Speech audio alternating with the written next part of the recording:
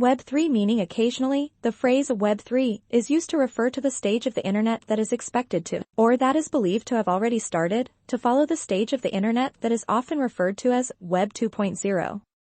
While the exact nature of Web3 and what it will contain are still up in the air, it is often connected with and assumed to be built on a foundation of more decentralized technologies, particularly Bitcoin and blockchains. Alternatively, some individuals consider the name Web3 to be just a new way of referring to such technologies collectively, possibly as a form of rebranding.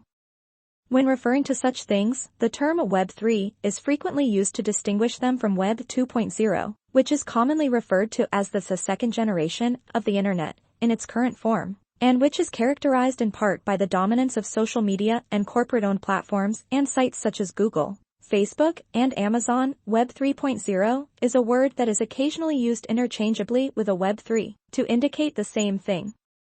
The Web 3, on the other hand, is often characterized or envisioned as enabling new channels of contact, information, and commerce that bypass or replace old models, which are heavily influenced and controlled by corporate or government entities, as opposed to traditional models.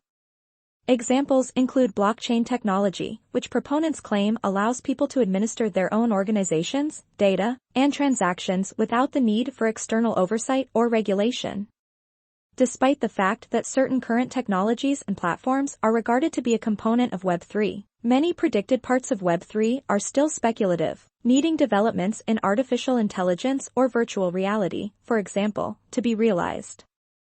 A common response to discussions about Web3 as a contemporary reality, an impending inevitability, or a commercial opportunity is the same level of disbelief and suspicion that is directed at some of the technology linked with it.